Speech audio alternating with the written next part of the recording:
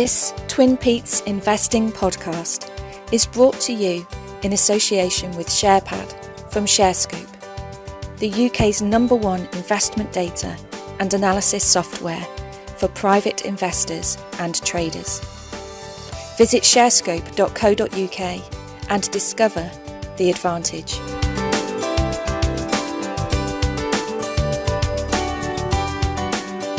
Hello and welcome to the TwinPetes Investing podcast. My name is Peter Higgins and you can find me at Conkers3, and I'm here with my good colleague Peter at Wheelie Dealer on Twitter. This is podcast 55. Thank you for joining us again. Thank you for subscribing to the various channels, and thank you all for your fantastic feedback that we had after our brilliant guest Seth Levine brought us some fantastic insights regarding macroeconomics, biggie smalls, inflation, Bitcoin, and all manner of other things. It was a fantastic appearance by him, and I'm really, really pleased to see so many of you, ladies and gents from all over the Twitter sphere, have started following Seth on Twitter and hopefully listening to some of his own podcasts and some of his YouTube videos and visiting his website. We will, given your feedback that we've had, which has been absolutely fantastic, so thank you for that, be having Seth back on the show either later in the year or in 2022. So we're thrilled with regards to the feedback that you guys have given us. Pete, how are you doing, mate? Yeah, mate. I'll say I'm all right, but obviously I'm not. But let's not go there because it bores me senseless. It was fantastic having Seth Levine on the last podcast, TPI 54. I'm losing it already. 54. It was just excellent to have him on, and it was I just loved the way that he fitted in with us, and it was just lovely to have him. Brilliant. Yeah, I think this is the thing about the organic nature of how we record, and I think, at first, even Seth, when I was speaking to him, and I was trying to explain to him that these podcasts are completely unscripted, and, I didn't have any questions for him. We were just going to go with whatever he went with, and all the rest of it took him a little bit, a bit by surprise, but he got into the swing of it, and he was absolutely brilliant, to be fair. So I'm really, really pleased. We're going to have some more guests going forward, and I'm lining some more up as we speak from around the world and also within the UK. Some very, very established professionals down to some newbies. I think we need to have the mix because we've got such a wide and varied audience, and hopefully all of you ladies and gents will receive the next guest and the guests after that with equal plum. So we hope that you enjoy what we're doing and continue to subscribe to all the various platforms that we're on. Okay, Pete, where do you want to start with this? Do we go to markets, or where do you want to start somewhere else today? I think the only thing to throw in quickly is about the markets, that as we speak, and this is about, 6:15 p.m. on Wednesday, the 11th of August, the FTSE 100 has just pretty much broken out to a new sort of recent high. So I guess a new 3-month high or whatever. And, I hate to say it, but it looks quite good where we are today. And obviously the American markets have been making continual new highs, and they're right up by their new highs. I'm still very wary myself about the autumn. I really think, tail end of August, September, October could be quite rocky. And I've been moving the cash in a big way. I've actually got 6% cash, which is biggest cash position I've had for ages. It's just not normally like me to have that much cash. So yeah, I just a little bit nervous. It's a little bit too easy, Well, we're sitting at low volume. We've had numerous takeovers. We've had the US infrastructure bill being cleared, so markets are getting a little bit of a joy from that. The FTSE closed today at 7,220, which is just over, it's a new 52-week high. We're not back to where we were back in, February the 1st is our next sort of resistance level of 7466. That's an almighty sort of figure to get past, given where we ended up in March of 2020. But we're at 52-week high in a sense of from, and that goes, obviously we're talking about from August to August. But we go further back to where we were in February. Our resistance level is 7466.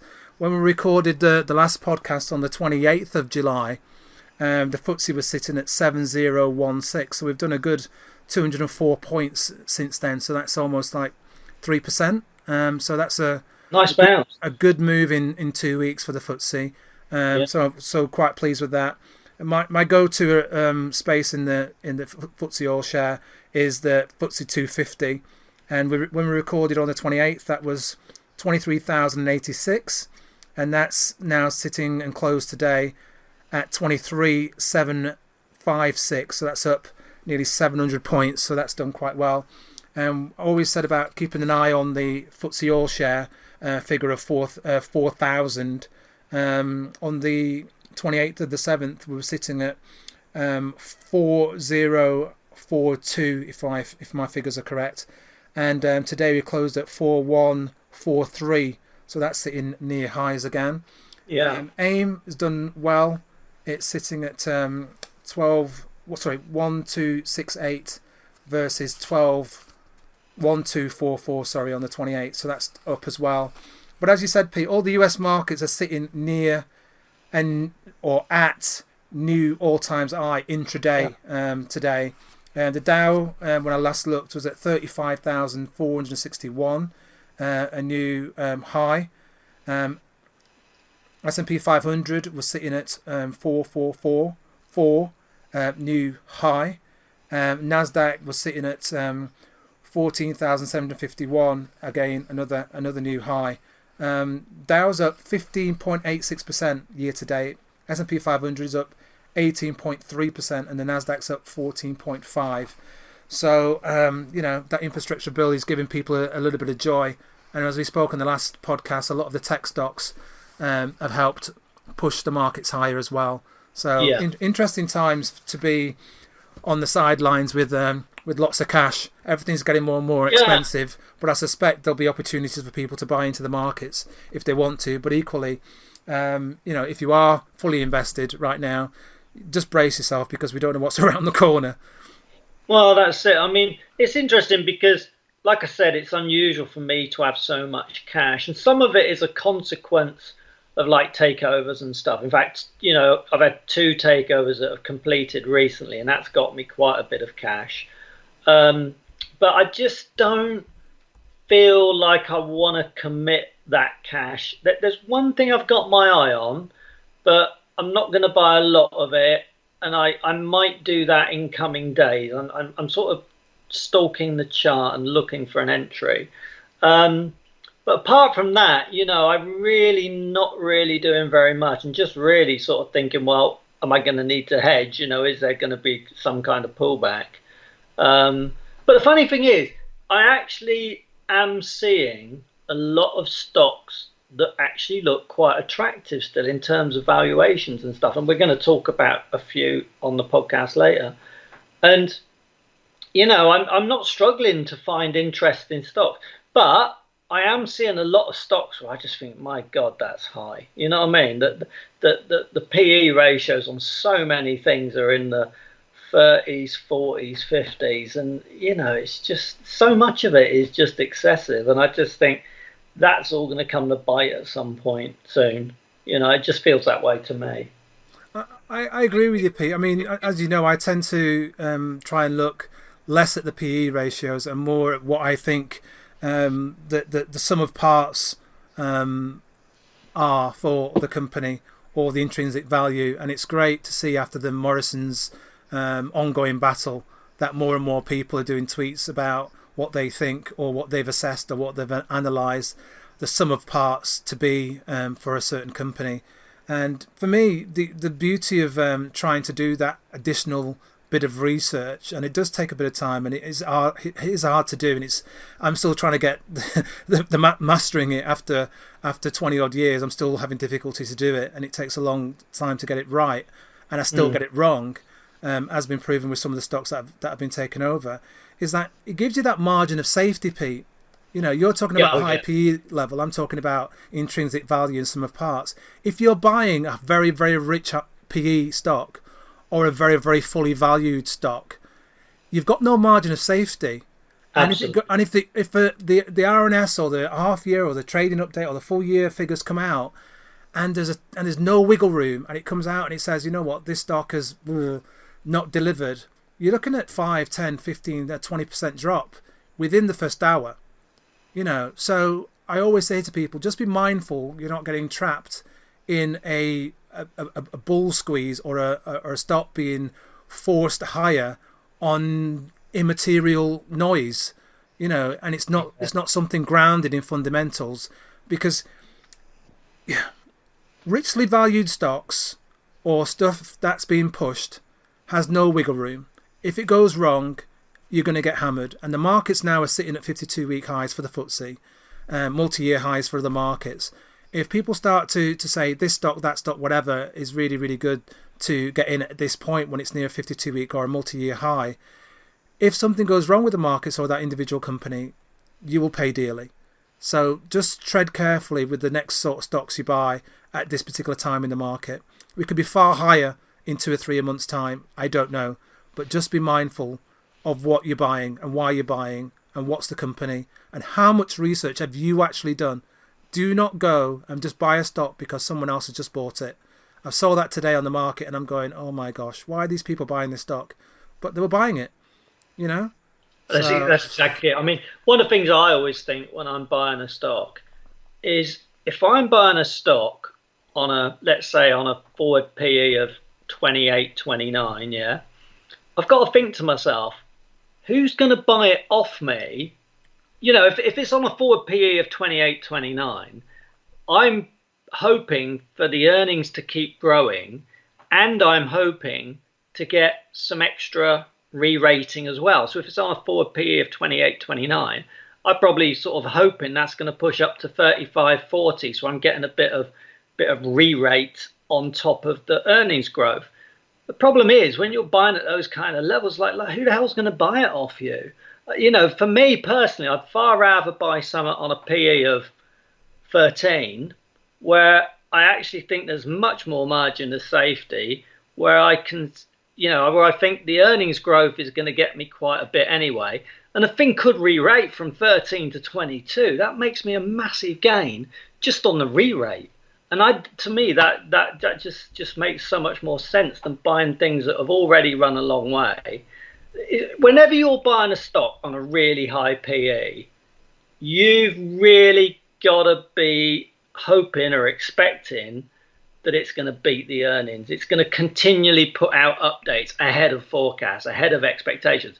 If it's doing that, you're laughing, but you run a real risk when you're buying a stock on a forward PE of 40, hoping it's going to keep beating expectations, because at some point it won't. That's exactly it. I mean, you said who's going to buy it at that particular rating, and you've heard it, Pete, so I'm just going to explain it for those that haven't heard this before. It's called the Greater Fool Theory. The Greater Fool Theory argues that prices go up because people are able to sell overpriced securities to a greater fool, whether or not they're overvalued. That is, of course, until there's no greater fool left.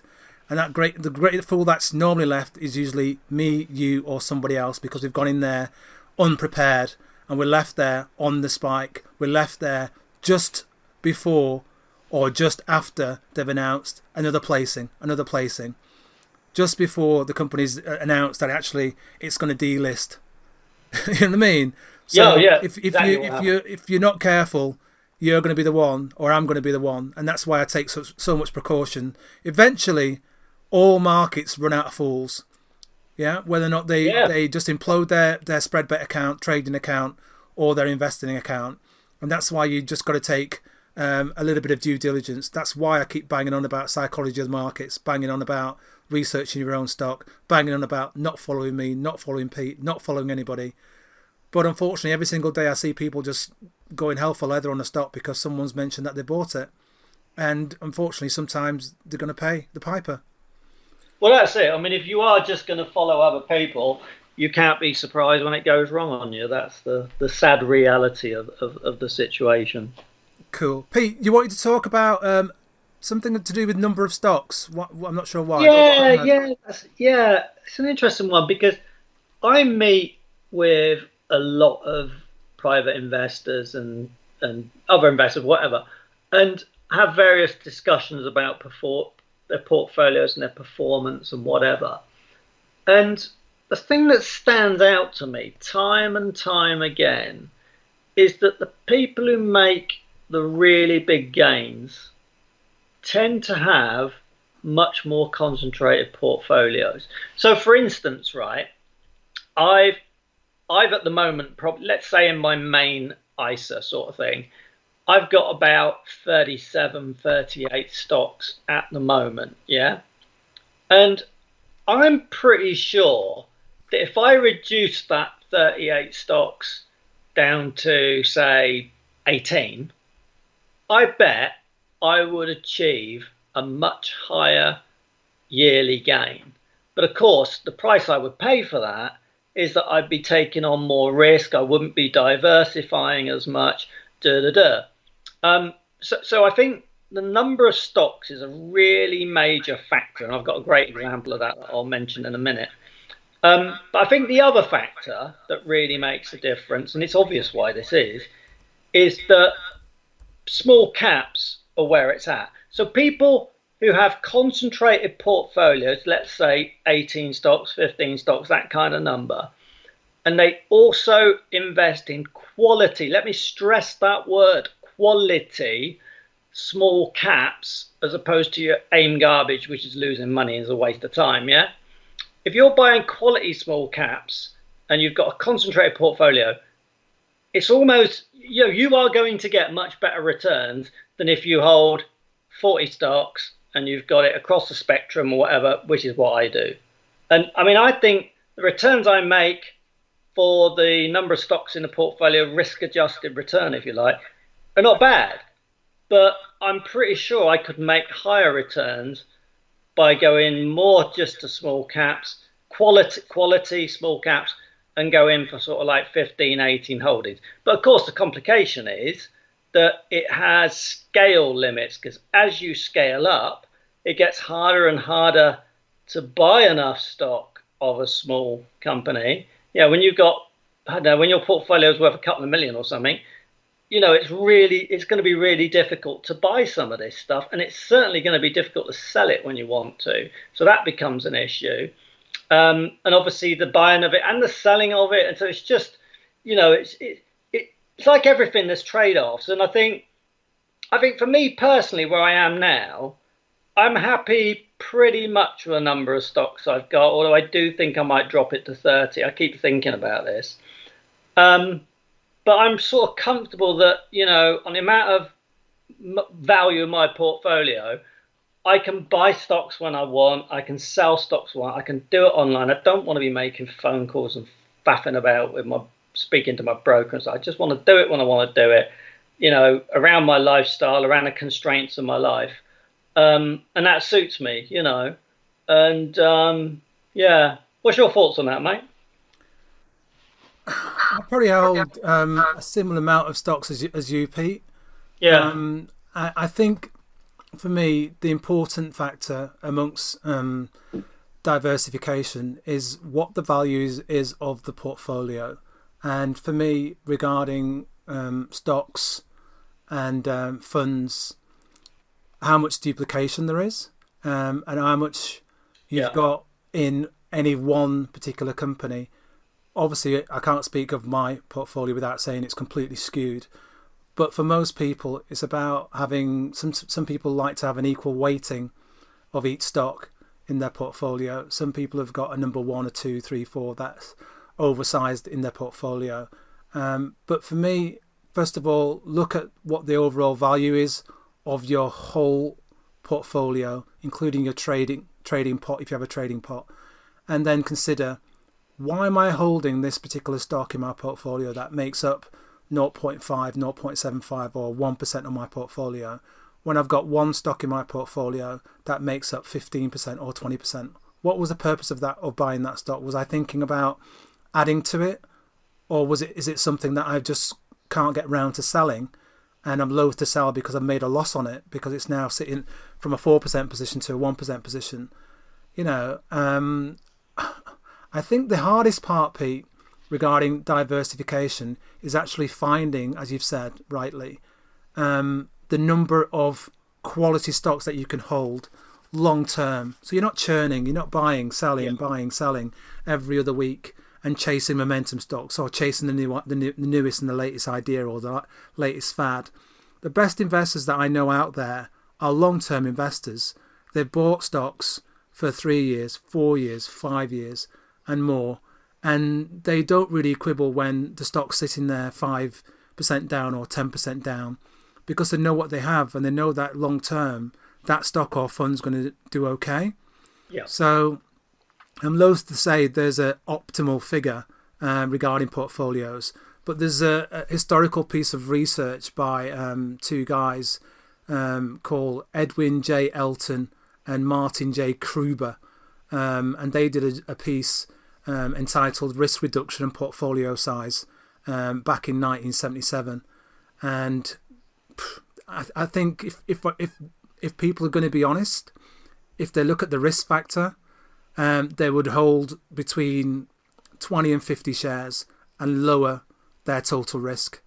If someone's sitting around with 8 stocks or 10 stocks, and that value of that portfolio is significantly higher than, say, 50k, then they're waiting for one of those stocks to really impact them. And if they've got a large weighting in any one stock and they've only got 8 or 10, then they better get those 8 right, because one of those stocks, are going, if it implodes, will really take the whole portfolio down. So if I was to put my spin on things, I would say, because I know you've got quite a sizable portfolio, Pete, I would say having it at 40 or thereabouts, high 30s, is probably ideal. But you might want to look at, is there any duplication in your portfolio? Have I got 2 stocks that are sitting there that are more or less doing exactly the same thing? Have I got 2 funds that sit in my portfolio that more or less do the same thing, and get rid of one of them? You know what I mean? Let's do the duplication thing with a real example, right? This is real life, and I did mention it before the call that I was going to bring it up, but I'm just going to sort of throw it to you. Now, the reason I'm saying this is that I just wanted to throw the idea around with you. And that's basically, I hold Standard Chartered Bank, Stan, S-T-A-N, and I also hold HSBC, where the code is HSBA, very confusingly. So I've got those 2 banks, right? And obviously they're sort of like exposed to international stuff. They're both pivoting towards Asia. And I just can't help thinking that to a large extent, they're driven by the same drivers, really. I think the big difference is that Stan is probably slightly more racy, and I think HSBA is more of an income stock. And I've got it in my income portfolio, but I'm sort of thinking, why do I have Stan as well? Maybe I should dump Stan and just stick with HSBA in the income portfolio. I think I might have some more somewhere else, I'm not sure. Anyway, what's your sort of take on that, mate? Any particular thoughts about that? I would say that you're right in assessing them both as both sort of being in the same sort of demographic and where they are in the world and what they're doing. I tend to try and look at what they've achieved, Pete, over the long term. So if I'm drawing up some stats now, I'd throw these at you and I'd look at the total returns over 10 years. Yeah. Right. And Stan, including dividends, is minus 6.1% over 10 years annualized. So you're paying to keep that stock. Okay. Over 5 years, it's minus 5.5%. Okay. Yeah. Over 3 years annualized, it's minus 10.6%. And over the past year, it's up 15%.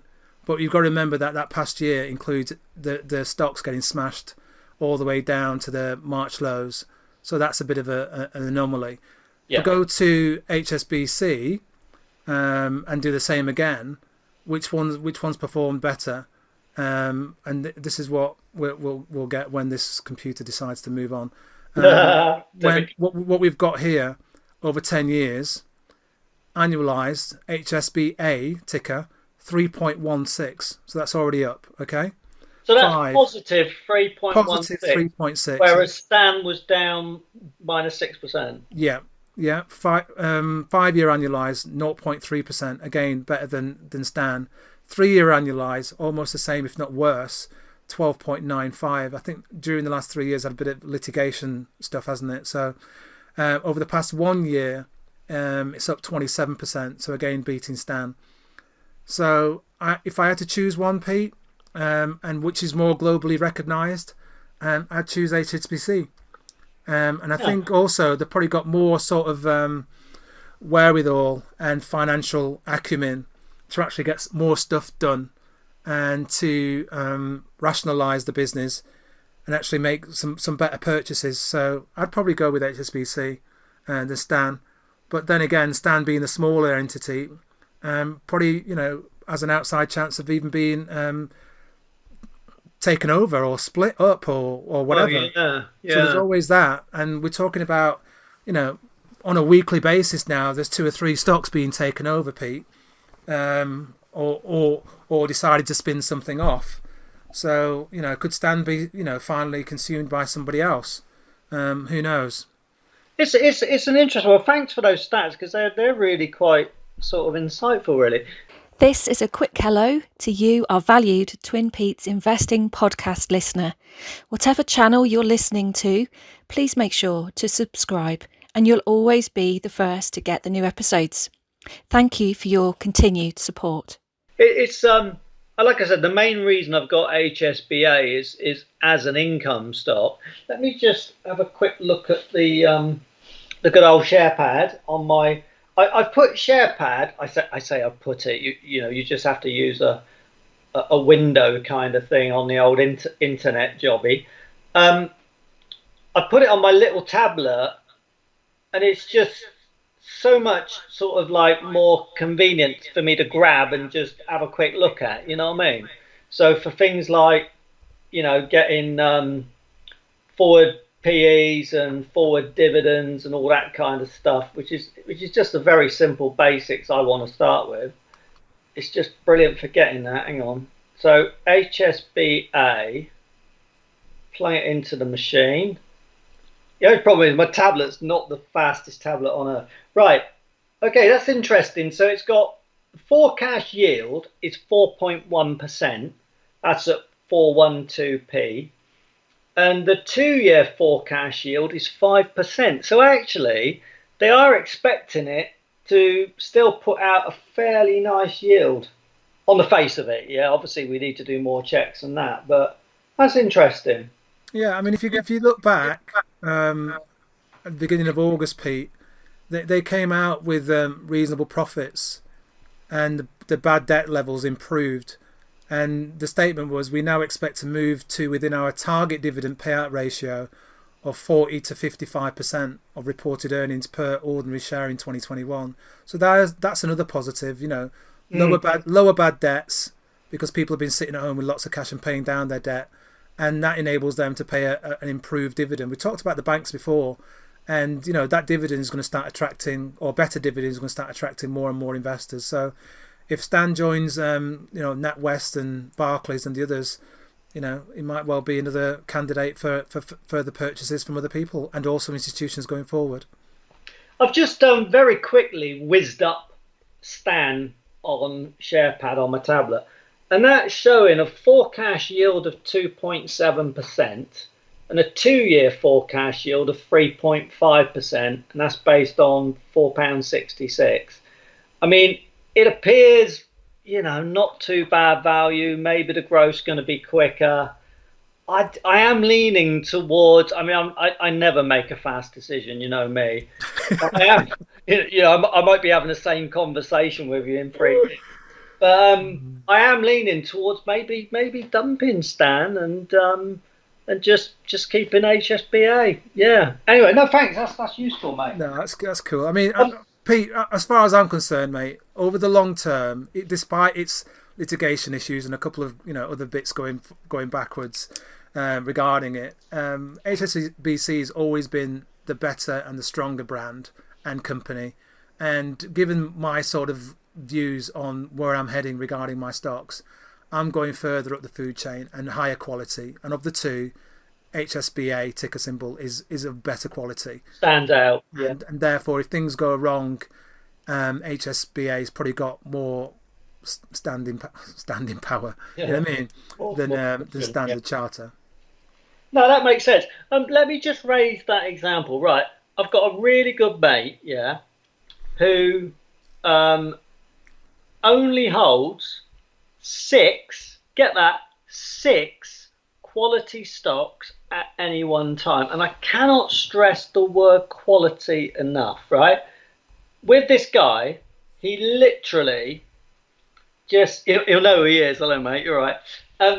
He literally is fastidious on every single detail. So he will not buy and he will not hold on to a stock that he's got even the slightest doubt about. So everything's got to be good. You know, the growth's got to be there, the confidence has got to be there, the balance sheet, everything's got to be right about this company.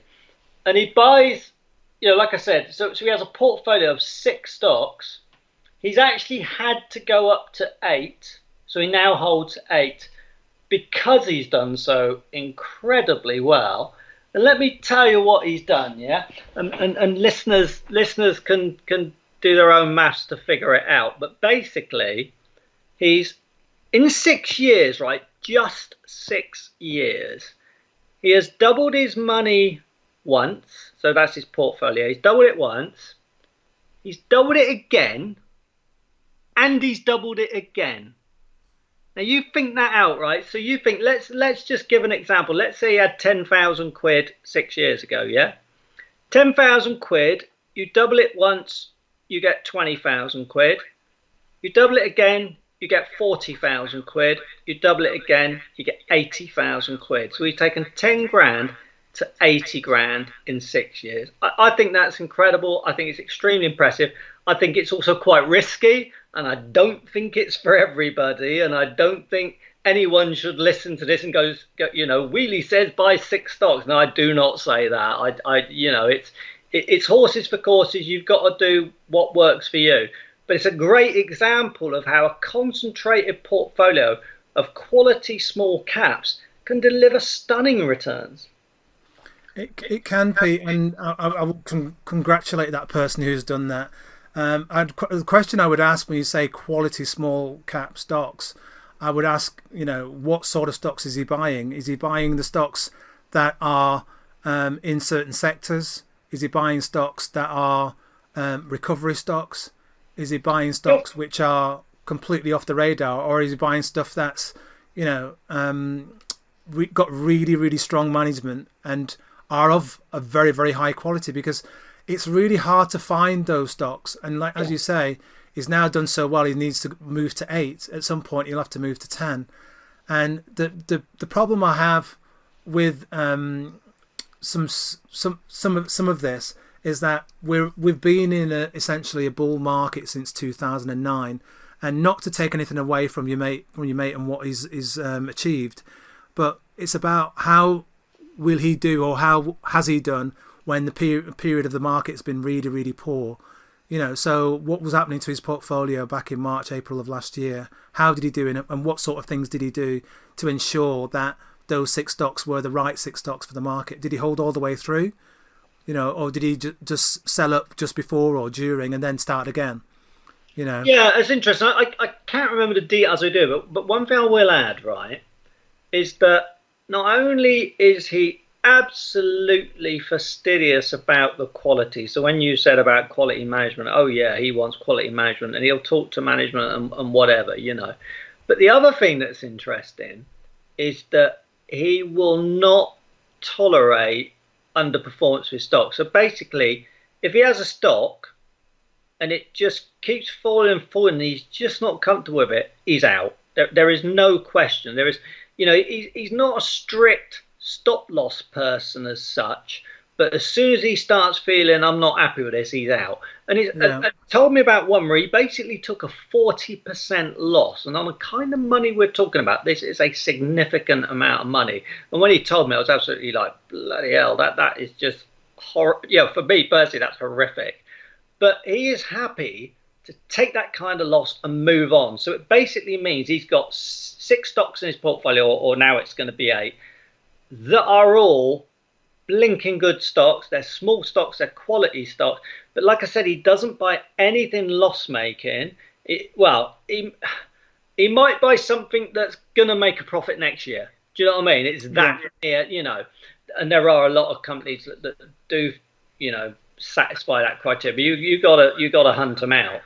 And yeah, you'll go for recovery stocks, you'll go for growth stocks, you'll go for whatever. But it's basically that the quality does have to stack up, and you know that he just does not accept any silliness. You know, no, they've got one thing he obviously likes is things like having net cash, strong balance sheet. He likes, you know, and I think that, and I do. I think that's really important and helpful. But no, it's just a great example of how, you know, strong gains can be achieved. You know, I've got other mates who've got sort of, say, 14, 15 stocks this year, whereas my portfolio is probably up, say, 20% as we speak.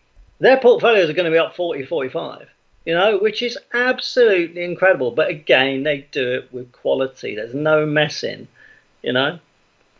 Yeah, I think I need to caveat what I said as well, Pete. I think we've all got to be disciplined in our assessment of what our friends and peers are doing. And I've said this a few times on the podcast before, and I've said it on Twitter as well. I don't think you should spend too much time and energy looking at what other people's portfolios and into week or into month performances are. I think what you should do if you're going to look at any sort of comparison is to how well an individual has done over 5 years or 10 years, because anyone can do well for 2 or 3 or 4 years. I suspect the person that you're talking about has done well for a long time, because it sounds like they're a very, very disciplined individual. It's no fault. Absolutely. So kudos to him. But unfortunately, bear with me a second, Pete. But unfortunately, I think there are a lot of people on Twitter day in, day out comparing other people's performances. So what that does is encourages them to take more risks, Pete. And what we all need to do is actually take back and reduce our risk and be happy to do a bit of research, buy a stock, hold it for a little while, and allow the stock to actually get to where it needs to go to. It's about having a little bit of patience, Pete, you know.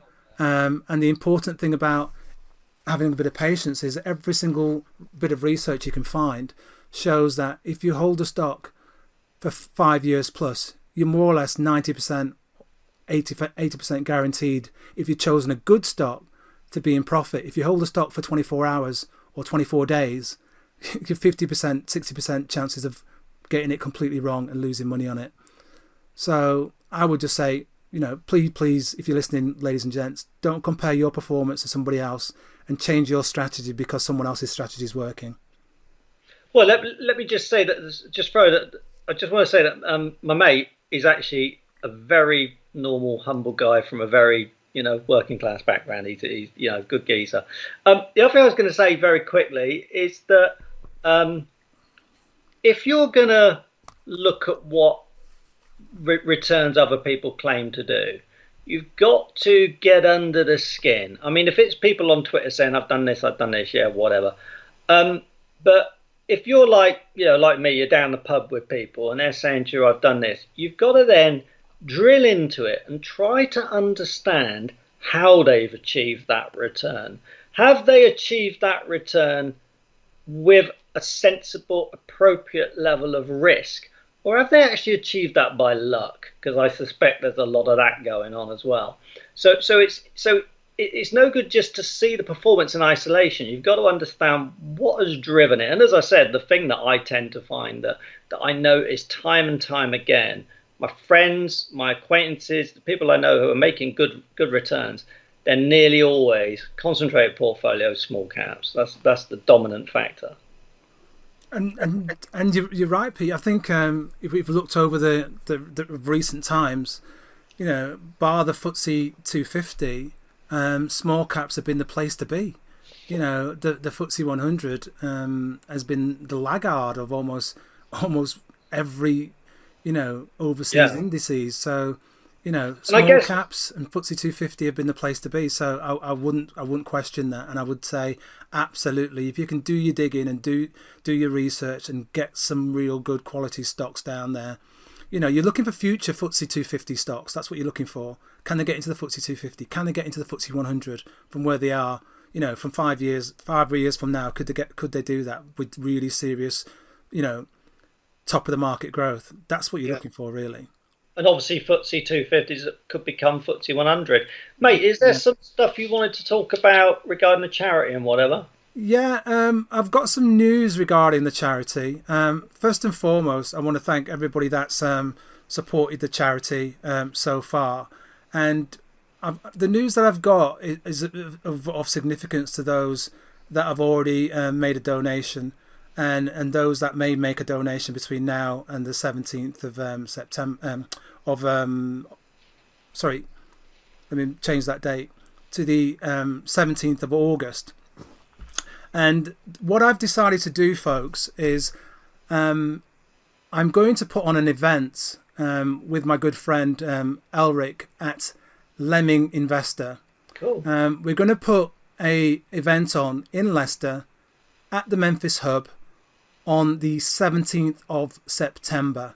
So what I'm going to say is that anyone that's made a donation so far, I'm going to say to those people, if you can verify that you've made a donation and you can contact me via Twitter, I'm going to open it up to the first 20 people that contact me, and you'll be invited to this event because it's going to be invitation only. The first 20 people that contact me will be invited, and they can come to Leicester. I'll sort all the details out in the next couple of weeks. It's going to be an event with 2 listed companies, some guest speakers talking about investing and business resilience and so on and so on and so forth. And we're going to have some raffle prizes, some other gifts, and all of the money, including the listed companies that are going to be attending, all of that money is going to go directly to Menphys. I'm not taking a penny out of it. So the reason why I'm doing this is because my ultimate goal is to raise 10 grand, £10,000 plus.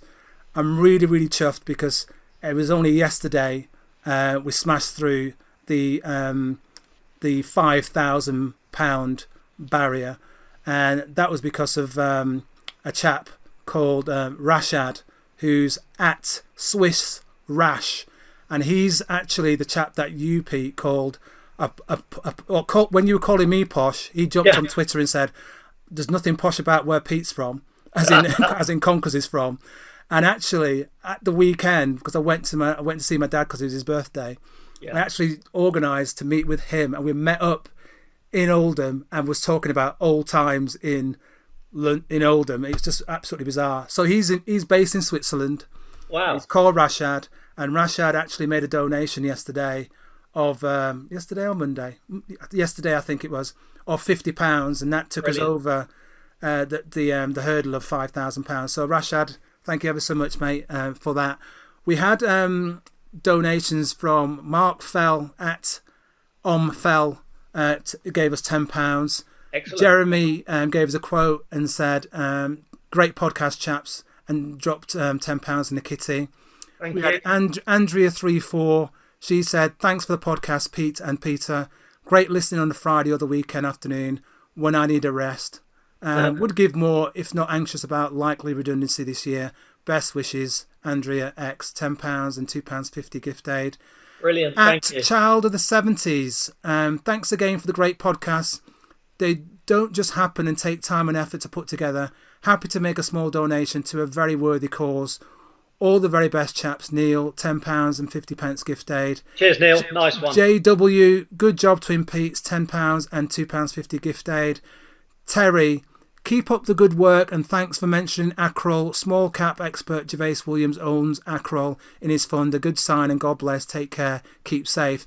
I'm sure that's your mate Terry, and that's I think that's Terry from Spotify, isn't it? Yeah, brilliant. And Terry at Nicholas blah blah blah Vaughan is the person I'm meant to be matching every single one of his donations between now and December. Excellent. So I will keep that promise to Terry and match his things. We've got Northy. Guys, great work. Avid listener to the podcast. Perfect for a long walk, and I hope this little donation gets you closer to the impressive 5k target. Excellent. £50 and £12 gift aid. Thank you, Northy. Thanks, Norby. Thanks, TW. Was it TW or JW? I think it's JW. JW as well, yeah.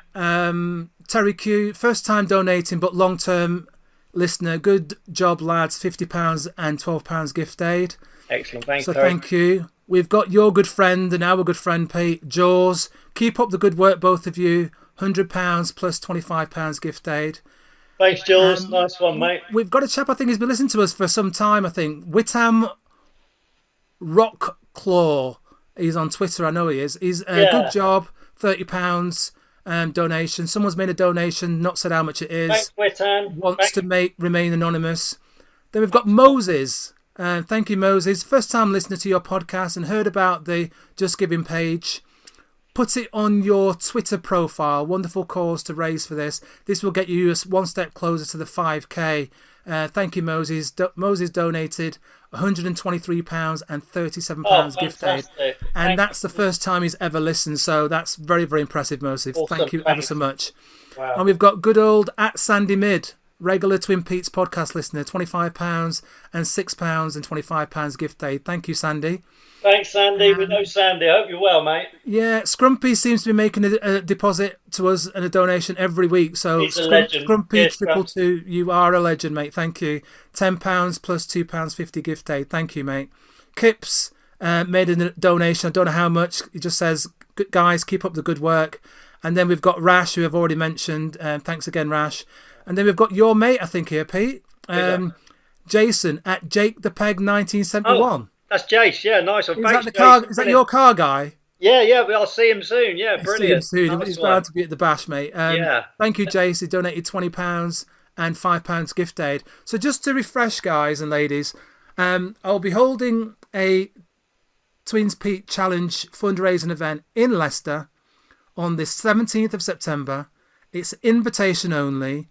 I'm opening up at present to 20 of you, ladies and gents, that have already made a donation and make a donation before the 17th of August. All I need is for you to contact me on Twitter or DM. And if you can't get through my DM, just send me a message on Open Twitter and say you want to attend. I'll add you to the list. I'll ask you to verify who you are and what donation you've made. And then you will be my guest and Leamington's guest at the event, and we'll see how we go on from there. The event's going to be open to about 80 to 100 investors and business people and our guests only, and there will be nobody allowed in who's not been invited or hasn't got an invitation. So I'm opening up to those people that helped us get over the 5,000 mark. I want to thank everybody so far that's given an invitation. I know that it's in Leicester, and I know that some of you will be thinking, I'd like to go, but I can't travel. Our plan is to do 2 further events. At the moment, myself and Leamington Investor, Lemming Investor, I always say it wrong. Lemming Investor, are planning to do one in Manchester and also probably in and around Portsmouth/Gosport area. So that's to help us get towards the 15k mark so we can help all those disabled children. If you haven't made a donation yet and you're thinking of making a donation, please join the TwinPetes Challenge family and make a donation in the next few days or going forward. We really, really need your help to get to the ultimate goal of 15k. The next figure we're pushing for is 7.5, but ultimately we're trying to get this to £15,000, and that's why I'm doing all this work in the background to do these 3 events up and down the country to raise it for a really, really good cause. Thank you, guys. Cool. I noticed there was a guy called Kips there, or a girl called Kips there, or whatever. So thank you for that. Anyway, yeah, mate. I just want to throw in an extremely fast lateral thinking one.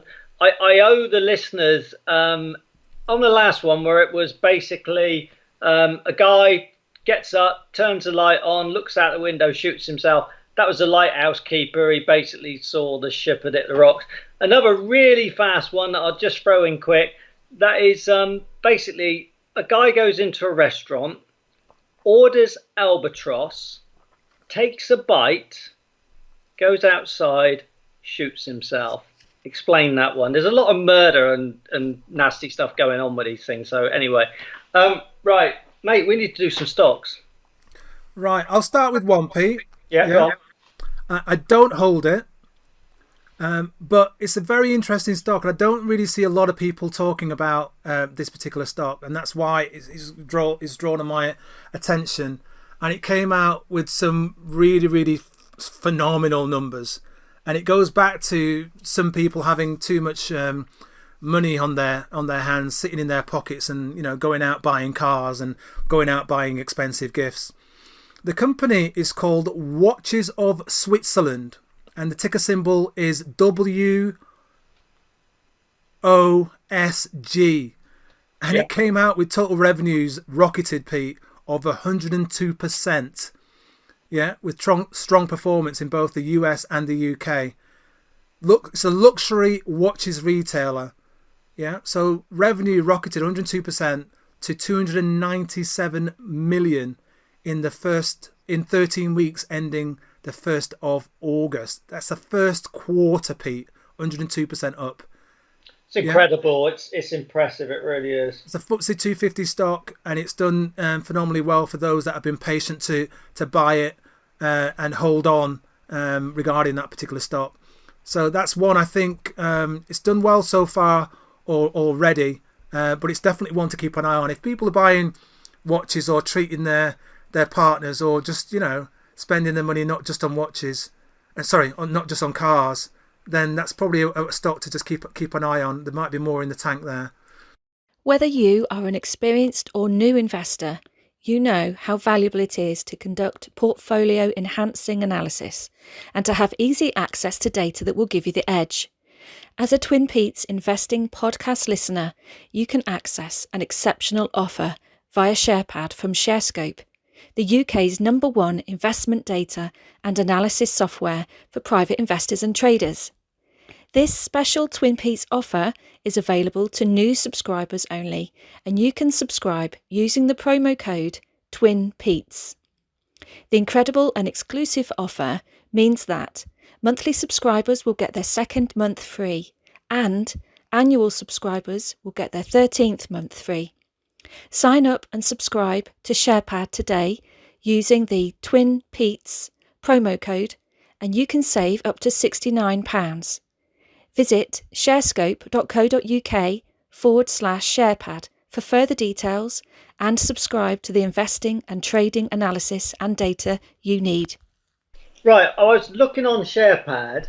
It's got a forecast PE of 32.2 and a 2-year forecast PE of 27.2. I think that looks very attractive when you consider those growth rates. I mean, the way to look at it is that if you've got a forward PE of 20, you need to have 20% growth. Well, we just said there, 2-year forward PE 27. This thing's growing at what did you say, 102%? I mean, for the quarter, it's going to slow. That was for the quarter, Pete. I don't know what's going to happen next. The caveat being, Pete, it's gone in the last 52 weeks from £2.60 to £10.85. It's Incredible. Sitting at the moment at it's down 2% today at £10.24. Year to date, it's up 77%, and in the last 1 year, it's up 278. It's not one to chase, but it's definitely something to keep an eye on. Well, I think it's one of those, for me personally. I mean, I really like WOSG. I don't hold it, but I'm definitely interested in it. I misunderstood it and got it wrong, and it was after a chat with a guy called Ian Palmer. Hi, Ian, down the pub, and I sort of reappraised it when I had this chat with Ian. And the thing that really appeals to me is that they're trying to move into US in a big way, and there's a lot of potential in the US. Agreed. I think the interesting thing as well, Pete, is that ordinarily, and I like my watches, and I spoke to other people before, and I've got a couple, and that I don't actually wear. I just bought as an investment.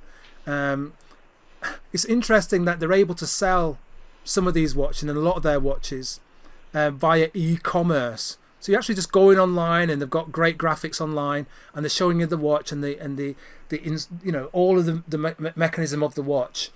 So they're selling these watches without people physically seeing them, Pete.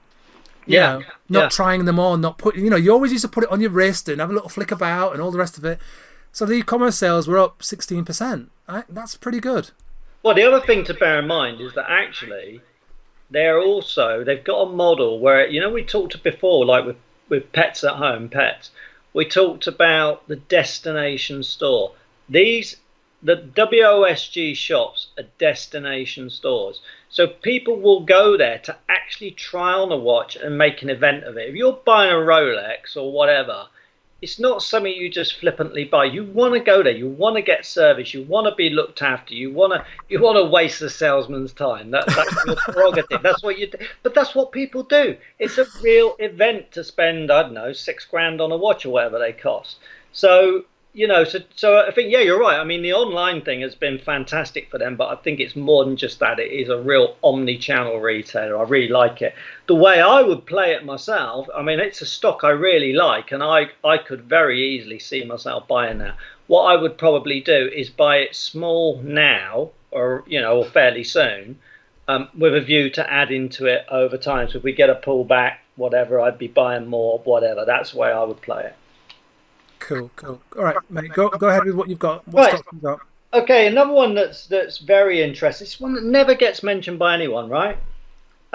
S&U, right? So the company's called S&U, and the ticker code is SUS, and it's basically a sort of. It sort of sounds like a subprime lender, and it sort of is, but it's an unusual one because what it does is it lends on second-hand cars, yeah? So it's got a thing called Advantage Finance that lends on second-hand cars, and they're very good at assessing the customer. So they take on more risk than like the high street banks would, yeah? But they're very good at assessing the customers, and they have very, very low default rates. And, they're doing really well. And the other interesting thing is it's a family-run business. So it's well established, been around quite a while. The other thing they've started doing in recent years is they do bridging loans for houses and property stuff, yeah? And that's like a new side to the business. And that's been going really well. They had an update the other day. Let me just give you the SharePad numbers. Right, so forecast PE on it is 18.1, and it drops the 2-year forecast PE. They're forecasting 13.2. So obviously there's quite a drop there. So that means the earnings are going up a lot between 1 year out and 2 year out. So you need to understand, is that sensible for those earnings to grow that much? In terms of the dividend, it's got forecast yield 3.4%. And that's rising to 3.8% 2 years out. And that's at £29.10 a share. So, I don't know, I think that's an interesting little stock there. And I think that's one well worth looking at. Yeah, I mean, you're referring to the trading update today, Pete. It's basically that trading was currently ahead of expectation, which everyone likes to read in the opening sort of gambit. In terms of profitability, collections, and book debt quality, so that's good. You know what I mean? Updating investors, the financial specialist said its Advantage motor operations continue to enjoy a profitable, controlled, cash-generative recovery. So that's what you want to hear, mate. So yeah, I think you've called a good one there. I'm just pulling up what it's done so far year to date. Let's just have a look here. It's another one that's for a sleepy little lender, mate. It's doing better than your Stan shares, that's for certain. Tell me about it. So if you want to get rid of Stan, buy some more of that, mate, if you haven't bought it. No, I don't hold it. In fact, you don't hold it. So it's up 27% year to date, Pete, and it's up 80% over the course of 12 months. Does it pay a dividend, Pete? Yeah, I was saying it's in 2 years' time forecast 3.8%. Oh, I missed that. Sorry. Yeah. It's not bad, is it? That's not bad. That's not bad, mate. That's not bad. And like I say, it's a family-run business, and that's often a good thing because they'll have cousins and aunties and grannies, and who are all about stewardship, Pete.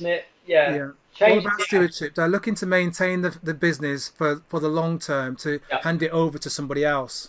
Exactly that. Yeah. Good call. Right, another interesting one. Right, I got a feeling we might have mentioned this on a podcast years ago. I don't know. SYNT, which is synthoma. Yeah.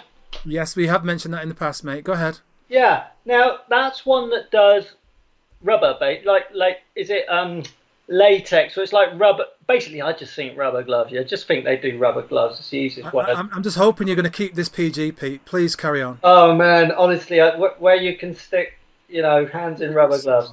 Right.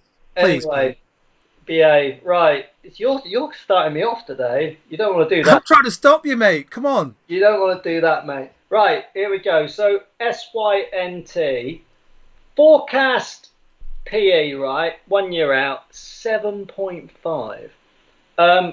2 year forecast PE, 11.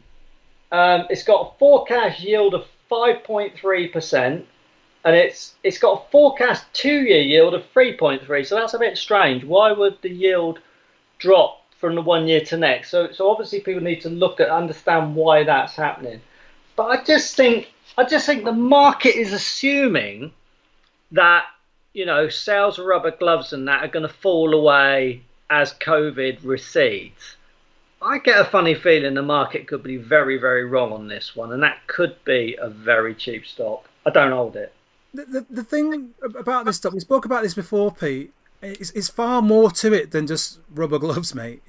It does coatings, it does building products, it's involved in the carpet side of it, papers, additives, plastics, PVC. So you think about all those different sort of bits and pieces that it's involved in, all those different segments, right, Pete? Yeah. Almost all of them, with the reopening, is going to be needed.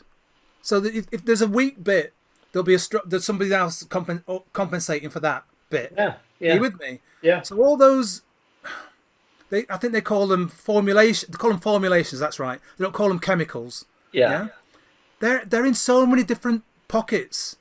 And, if we've talked earlier about the infrastructure bill being passed in the US, if they've got exposure to the US and all the other stuff that we're doing here, I think they could do quite well, mate. So they've got a 52-week low of 293 or thereabouts, a 52-week high of £5.64, and it's currently sitting almost there at £5.60 and a half pence, up 1%, 1.3% today. So yeah. Good call, mate. Good call again on that one. The other interesting thing with that one is it could maybe be a takeover target. Yeah. If it's doing well, as is often the case. Year to date, up 25%, Pete, and over the past 12 months, 81.2% up as well. Mate, another one, right? That's a lot of people won't have heard of, right? Because I hadn't heard of it until just the other day. AFRN. Do you know what AFRN is? AFRN? Nope, I don't know that particular company, Pete. It's AFRN, right? And it actually used to be Amino Technologies, AMO. Is that what's happened to Amino? Okay. There you go. It's now AFRN. So the interesting thing with this one is that I used to hold AMO a very long time ago. I think it was before I started doing Wheelie Dealer. So we're talking 6-7 years ago, longer than that. And what I did all right in it, but what got me on it was that I thought that set-top boxes and IPTV boxes for old-fashioned televisions, I thought, well, is that really a market? Because tellies were obviously going to more and more smart TVs that have got all the internet connection that built into the telly. Yeah? So I sort of thought, well, is there really a future for this? So that sort of put me off it, and I sold it. But anyway, I've always kept an eye on it. And I noticed the other day that they're really changing the business. It's become, well, to be honest with you, I can't tell you what it has become, but what I will tell you is that the business is very different to just set-top boxes. I think it's got much more software and other things they're doing. Have a look into it. It looks an interesting business and very, very different. Let me just check the numbers and stuff on it, because it certainly looked attractive. Yeah, I'm just keying frantically into my little tablet. Right. Yeah. So it's coming up with forward PE, forecast PE of 16.5, dropping to 14.5 2 years out. Those are attractive numbers in this market. You're getting 2.2% yield next year, hopefully, and that's going to rise to 2.9 2 years out, hopefully. And it's got, well, it says on SharePad it's got 6 million of borrowing. I actually think it might be net cash now. I think it might have said in the latest results the other day. Okie dokie. But it's just, it's just one that tickled my fancy, and it's one that, probably worth having a look at, because it certainly looks interesting. Okay. Mate, here's one for you, right? This is really puzzling. Do you know a company called the Ince Group? Yes, I do, Pete. Yeah, I've heard of it. I've seen it being shared across Twitter. Yeah, INCE. Mate, the question is, what is wrong with it? Why is it so cheap looking? Because on the face of it, it's not obvious. I think you need to ask somebody on Twitter, mate, that holds the stock, who's researched it. Well, it's just weird, because it had some news today. I think today they were partnering up with another company, something about insurance and shipbroking or something, some sort of thing they would do, risk management or something. But it's amazing, because you look at the numbers on SharePad, forecast PE of 7.1. I mean, that is so low. Forecast PE 2 years out, 5.3. When you've got numbers like that, you start to think, well, there must be something wrong with it. It's got a forecast dividend of 6.5%, 2 year forecast dividend 6.9. What the hell is wrong with it? It says borrowing 19 million, it says on SharePad. Now, bear in mind, SharePad and basically all sources you're going to find on the internet give you the debt figure or the net cash figure from the last results. So the position now will be very different. From memory, the debt is actually a lot less than, I think it's like 6 million. So, I mean, it strikes me the company is very similar to something like Gately, GTLY, which I hold, yeah. I don't hold Ince because obviously I'm sort of terrified something's wrong with it. It's bizarre. Mate, it's either amazingly, astonishingly cheap, or it's an absolute crock of poo. I don't know what it is. You're going to have to go away. By the way, everyone's going to have to go away and do some digging, Pete. I'm going to talk about a stock I don't hold here, Pete. And we mentioned shipping costs and freight costs going up 3-4-fold in the past six months. And we had the Shipping Services Group, Clarkson, ticker symbol CKN, reported really, really good figures on, where are we now? Monday the 9th. And it's a FTSE 250 stock. And it was up, I think, 5%-ish on the day after the firm posted a 30% increase in first half earnings, driven by strong trading across all areas of the business. So for the 6 months, pre-tax profits were 27.5 million against 21.1 million the previous year. So I think that's worth keeping an eye on, because obviously they do a lot of broking in the sense of all the shipping that's required by various other entities. They do the brokerage service for that. And with, I think the stats that I read, something like 86% of the world trade is currently carried on ships from raw materials goods to finished goods, electronics around the world. So they're in a really, really, really sweet spot at the moment. And we'll see if that continues, especially with the reopening. There's going to be shops reopening and so on and so forth going forward. So they might be in a very, very, very good and sweet spot, Pete. And they increased the dividend just a little bit as well. So, I think the other thing I was going to say, Pete, is that this particular company has been able to keep and continue and has raised its total dividend every year for the past 18 years. See, so that's for income, incredible. that's a solid one to have. That's incredible when you think what we went through in March 2020. I mean, that's incredible. Pete, forget about 2020, mate. We're talking 2008. But yeah, no, mate, you nailed it. Oh, you're going back to 2003. Yeah. They've paid a dividend all the way through, even through and increased in 2007, 8, 9. That's pretty incredible, impressive. mate. Right, Pete, we're an hour and 10 in, so we're going to put 2 more in and then we're going to shut shop. Well, can I just say about Clarkson very fast? I know a really big hitter in the city. He knows the management. He says they are really capable. Right, another one I'll mention very fast. Now, I was a little bit worried about this one because I thought it was one that was getting talked a lot about on Twitter, and that gets me worrying. But having looked at the share price chart, it hasn't really done much. That's SCS, the sofa people, yeah? Now, the absolutely bizarre thing about SCS, it's got £87 million of cash, right? And the market capitalisation of the company, I'm just looking it up for you now, is not massively higher than that. Hang on, I'm just stalling it, mate. Market cap just shy of 119 million, Pete. Yeah, so 119 million, and you've got 87 million of it covered as cash.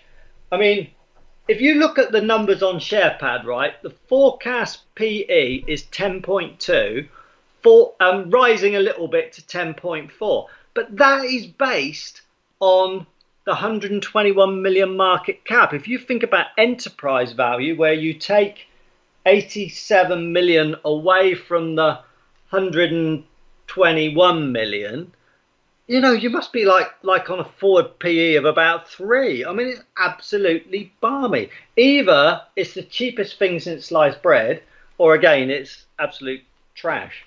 It's one or the other. Well, it's up 50% year to date, Pete. So it's had a very good run since January, and in the past 52 weeks, is up 80%. So someone that got in there early is obviously doing well. Again, it's one of those, Pete, we talked about people doing up their houses and spending money on this, that, and the other because they've been bored at home and DIYing. It's one of those beneficiaries of lockdown, I think. Will that change when we come out of lockdown? Will people spend less next year? Buying new sofas and furnishings and so on and so forth. Who knows, mate? Who knows? I mean, the obvious question with that is it customer deposits? But I had a quick look into it, and I don't think it is customer deposits.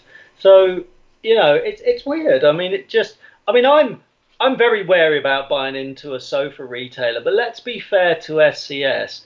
They got through March 2020. There were loads of upholstery companies and whatever who wouldn't have got through. So, you know, I actually think fair play to them for achieving that, and it could be really cheap. Yeah, I mean, this is the thing, Pete. I think people would sooner buy a new sofa because they're sitting in it and on it than they would buying carpet. You know what I mean? So what will you choose? You choose get yourself a new set of blinds and curtains, and another sofa. So yeah. I think people have been doing a lot of that, and clearly from their recent update, you know, it shows that they're doing very, very, very well. So it's weird. Yeah. It's weird, mate. We probably need to close it there, sir. Yeah, we do. Is there anything you want to add, Pete? Well, the only thing I might just chuck into the mix. Well, in fact, I won't. Okay. Oh, I thought I had another stock to mention, but I won't. I want to close with just thanking absolutely every one of our listeners that embraced the podcast with Seth on podcast 54. I want to thank everyone that subscribed to us as well on the various channels, and everyone that gave us such fantastic feedback. It's really good when we have a guest on and you guys and ladies just embrace the individual and what he has to share. Looking forward to sharing. Mate, we'll have some. I'm getting to that bit, Pete. Yeah. I'm looking forward to providing you guys with some insights from some female investors going forward. So I'll be able to say that she and her, that you'll embrace them when they come on going forward. I'm always conscious that a lot of the times that a lot of the things that we listen to are coming from males. And I'm always reiterating that as far as my research has provided me with, the best investors have always been female. So I will look to fill that void for all of you listeners going forward. That's all I've got to say. This is TwinPetes Investing Podcast 55. My name is Peter Higgins at Conkers3. You've been listening to myself and Peter at Wheelie Dealer. Take care of yourselves. Do what you can for your communities. Look after yourselves. Stay blessed. Take care. God bless. Thanks, bye. This TwinPetes Investing podcast was brought to you in association with SharePad from ShareScope, the UK's #1 investment data and analysis software for private investors and traders.